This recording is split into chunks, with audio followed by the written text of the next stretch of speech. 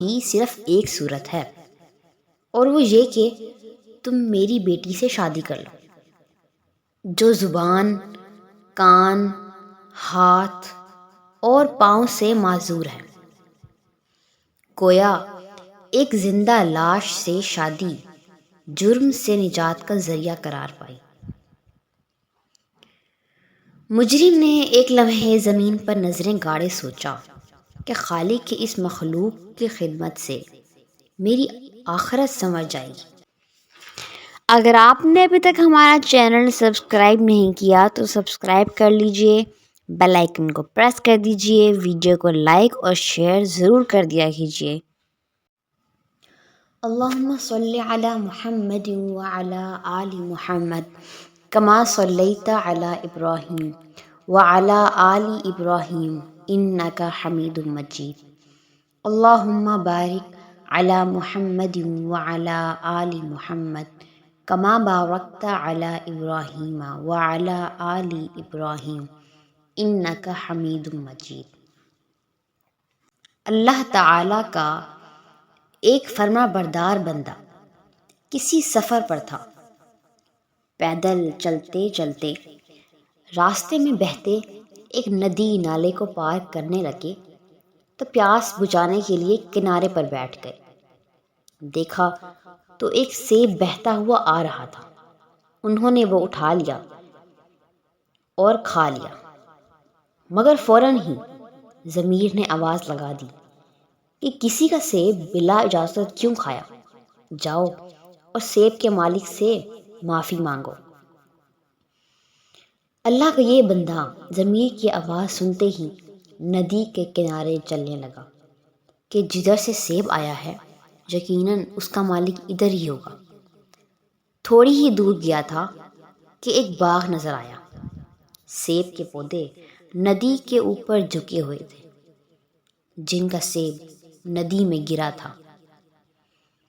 اللہ کے بندے نے سیبوں کے باغ کا مالک تلاش کیا اور اس سے ندی میں بہتا سیب بلا اجازت کھانے کے جرم سے آگاہ کرتے ہوئے معافی کی طلب کی، یا اس کے بدلے خدمت کی پیشکش کی۔ اس سیب کا باغ کا مالک بھی اللہ والا تھا۔ اس نے سوچا کہ میرے سامنے کھڑا شخص کوئی معمولی آدمی نہیں کہ جو صرف ایک سیب کھانے پر معافی مانگنے آ گیا۔ اگر وہ سیب کھا کر چلا بھی جاتا تو کوئی حرج نہیں تھا، لیکن اس نے یہ سوچا کہ بلا اجازت کسی کا سیب کھا لیا تو اللہ ناراض ہو جائے گا۔ یقیناً اس کے دل و دماغ میں بھی ہر وقت اللہ تعالی کی رضا شامل ہے۔ وہ کہنے لگا کہ بلا اجازت سیب کھانا بے شک جرم ہے، اور اس کی تلافی اور معافی کی صرف ایک صورت ہے، اور وہ یہ کہ تم میری بیٹی سے شادی کر لو، جو زبان، کان، ہاتھ اور پاؤں سے معذور ہے۔ گویا ایک زندہ لاش سے شادی جرم سے نجات کا ذریعہ قرار پائی۔ مجرم نے ایک لمحے زمین پر نظریں گاڑے سوچا کہ خالق کی اس مخلوق کی خدمت سے میری آخرت سنور جائے گی۔ یہ سوچ کر اس نے شادی کے لیے ہاں کر دی۔ باغ کے مالک نے کہا کہ نکاح میں آپ کی طرف سے حق مہر یہی سیب کی معافی ہوگی۔ چنانچہ رات کو نکاح ہو گیا۔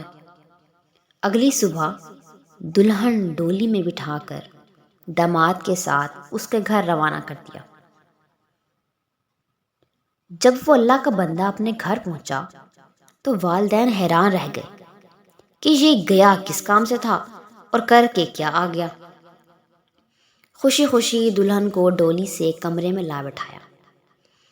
رات کو جب دلہا میاں بیوی کے کمرے میں داخل ہوئے تو یہ دیکھ کر حیران رہ گئے کہ خاتون کے تو تمام اعضاء سلامت ہیں، کہیں غلطی سے کسی اور لڑکی کو تو ڈولی میں نہیں ڈال دیا۔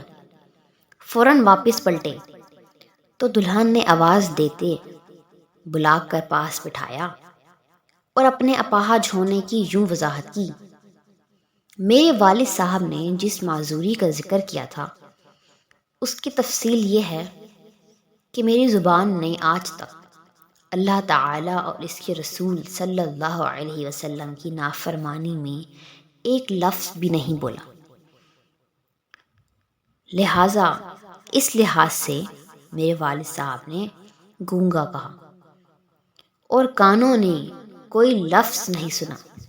میرے ہاتھ پاؤں اس لیے مفلوج کہے گئے کہ نہ ان ہاتھوں نے اور نہ ہی پاؤں نے اللہ تعالیٰ کی نافرمانی کے کسی فعل کا ارتکاب کیا ہے۔ سبحان اللہ! یہ سننا تھا کہ اس اللہ کے بندے نے سجدہ شکر ادا کیا۔ اس نیک بخت بیوی کو اللہ تعالیٰ نے ایک خوبصورت پھول سے نوازا تو اس ماں نے اس بچے کو ہمیشہ باوضو دودھ پلا کر پالا پوسا، اس کی تربیت میں اللہ تعالیٰ اور اس کے رسول صلی اللہ علیہ وسلم کی تعلیمات کو مد نظر رکھا، مدرسہ کی ابتدائی تعلیم و تدریس پر نظر رکھی۔ جب بچہ کچھ بڑا ہو گیا تو اس نے اپنے ماں باپ سے اجازت مانگی کہ ایک قافلہ بغداد جا رہا ہے، میں بھی اس کے ساتھ اعلیٰ تعلیم کے لیے جانا چاہتا ہوں۔ والدین نے بچے کی جائز خواہش کا احترام کرتے ہوئے اجازت دے دی۔ ماں نے سفر میں خرچ کے لیے 40 اشرفیاں اس کی قمیض میں سلائی کر دی کہ خرچ کے لیے ضرورت کے مطابق نکالتے رہنا، اور چلتے وقت یہ نصیحت کی کہ بیٹا ہر حال میں سچ بولنا، کبھی جھوٹ کے قریب بھی نہ جانا۔ اب یہ قافلہ دمشق اور بغداد کی طرف رواں دواں تھا کہ راستے میں ڈاکو نے حملہ کر دیا۔ چاروں طرف لوٹ مار شروع تھی اور یہ معصوم حیران اور پریشان کھڑا سب کچھ دیکھ رہا تھا۔ ایک دو ڈاکو نے اس سے پوچھا کہ لڑکے تمہارے پاس بھی کچھ ہے؟ تو اس بچے نے فوراً جواب دیا کہ 40 اشرفیاں۔ ڈاکو یہ سمجھتے ہوئے کہ بچے کے پاس اتنی بڑی رقم کہیں نظر نہیں آتی چلے گئے، مگر اسی دوران جب ڈاکوؤں کا سردار گھوڑے پر سوار ادھر سے گزرا اور اس نے بھی وہی سوال کیا، بچے نے وہی جواب دیا کہ میرے پاس 40 اشرفیاں ہیں، تو وہ یہ جواب سن کر گھوڑے سے اتر کر بچے کے پاس آیا۔ اس معصوم چہرے پر سکون ہی سکون تھا۔ اس نے پوچھا، بچے وہ 40 اشرفیاں کہاں ہیں؟ بچے نے اپنی قمیض جہاں اشرفیاں سلی ہوئی تھیں ڈاکوؤں کے سردار کا ہاتھ رکھ دیا اور کہنے لگا کہ یہ ہیں 40 اشرفیاں۔ بچے کے بے خوف 40 اشرفیوں کی نشاندہی پر ڈاکوؤں کے سردار نے بچے سے کہا کہ بیٹا تم دیکھ رہے ہو کہ لوگ لٹ رہے ہیں، لوگوں کے مال ان سے چھینے جا رہے ہیں، اور تم مجھے 40 اشرفیاں دکھا رہے ہو۔ معصوم بچے نے کہا کہ میری ماں نے چلتے وقت تاکید کی تھی کہ میرے بیٹے کسی بھی صورتحال میں جھوٹ نہ بولنا، کہ یہ اللہ تعالیٰ کو پسند نہیں ہے۔ یہ الفاظ سنتے ہی ڈاکوؤں کے سردار کی دل کی دنیا بدل گئی۔ بچے کو پیار کرتے ہوئے، اس کے ہاتھ پکڑتے ہوئے توبہ کی اور اپنے گروہ کے لوگوں کو اکٹھا کر کے اپنی توبہ کا بتایا۔ انہیں بھی توبہ کی نصیحت کی اور لوٹا ہوا مال واپس کر دیا۔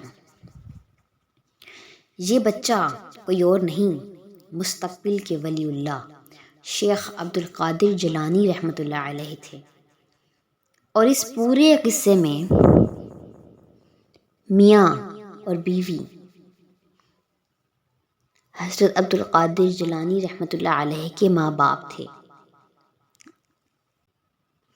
اللہ تعالی ہمیں بھی دین کی صحیح سمجھ عطا فرمائے، ہمارے گھروں پہ اپنی رحمتیں نازل کرے اور ہمیں قرآن و سنت پر عمل کرنے والا بنا دے۔ صلی اللہ علی حبیبہ سیدنا محمد وآلہ وسلم وما علینا الا البلاغ المبین۔